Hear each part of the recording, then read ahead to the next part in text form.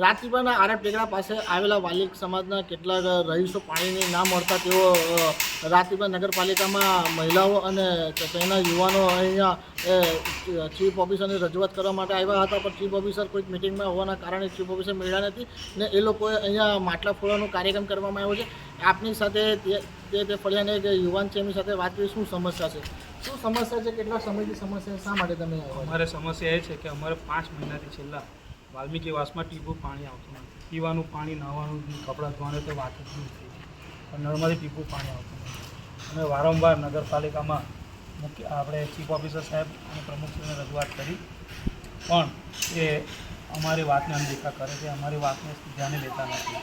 તો આજે અમે એટલી બધી કપરી મુસીબતમાં છે કે પાણી વગર એટલી બધી એમ કટોકટી આવી ગઈ છે કે જેથી કરીને અમારે છેલ્લે માટલા ફોડનો કાર્યક્રમ કરવો પડે અને અહીંયા અમારે મોટી સંખ્યામાં અહીંયા ઉપસ્થિત થવું પડે. તો પણ છતાં અમે જુઓ આજે આવ્યા છે તો ચીફ ઓફિસર સાહેબ પણ મને મળ્યા નથી અને પ્રમુખશ્રી પણ મને મળેલ નથી.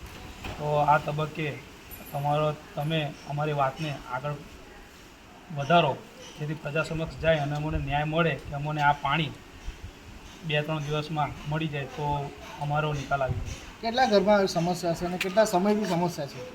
અમારે 20-15 ઘર છે. એ 15 ઘરમાં આજે 5 મહિનાથી છેલ્લા 5 વર્ષથી તો સમસ્યા છે, પણ અમને પીવાનું અને નાહવાનું પાણી પૂરતું થોડું મળી રહ્યું છે. હવે તો 5 મહિનાથી એટલું બધું પાણીની તકલીફ પડી રહી છે કે પાણી બિલકુલ મળતું નથી.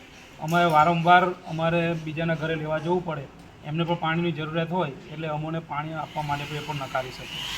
એટલે આ સમસ્યાને લીધે અમે નગરપાલિકામાં બહુ રજૂઆતો કરી કે પણ અમારી જે પીડા છે, અમારું જે દુઃખ છે એ આ નગરપાલિકા ધ્યાને લેતી નથી.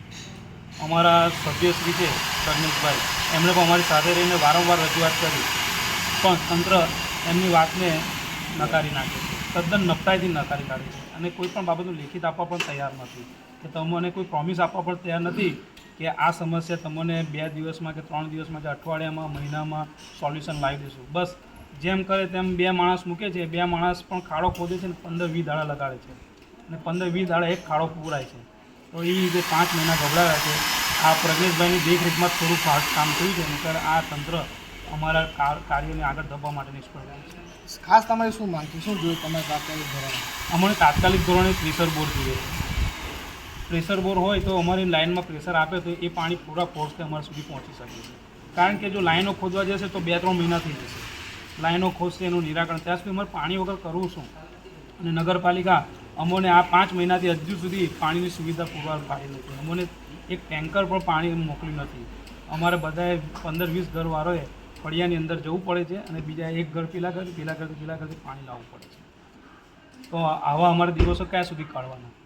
તો તાત્કાલિક ધોરણથી જો પ્રેશર બોર છે, બોરિંગ તો છે જ, પણ હેડપંપ છે, એમાં જો એ બોર મોટું ઉતારવામાં આવે અને મોટી મોટર ઉતારીને અમને જો પ્રેશરથી પાણી આપવામાં આવે તો અમારી 2 દિવસમાં અમારી સમસ્યાનું નિરાકરણ થઈ જાય છે. પણ આ તંત્ર ધ્યાન દેતું નથી. આ હતા વાલિક સમાજના રહીશો, તેમનું દ્વારા જણાવવું છે આ સમસ્યા તો અમારી 5 વર્ષની જૂની સમસ્યા છે. એ 5 મહિના પહેલાં પણ આ બાબતે રજૂઆત કરી હતી, તો કોઈ પણ જાતનું કોઈ પણ ધ્યાને લેવામાં આવતું નથી. ત્યાં ખાલી ભારતીય જનતા પાર્ટીના જે સભ્ય છે પ્રજ્ઞેશભાઈ માલી કરીને, તેઓ હર હંમેશા તેઓની સાથે જે આ સમસ્યાઓ માટે એમની ખડે પગે રહે છે. બીજા કેટલા સભ્યો છે તે જોવા પણ નથી આવતા. આરીફ કુરેશી, રાજપીપળા. કોઈ જોવાય નહીં આવતું કે અમે પાણી આવે કે નહીં, કોઈ ચેકિંગ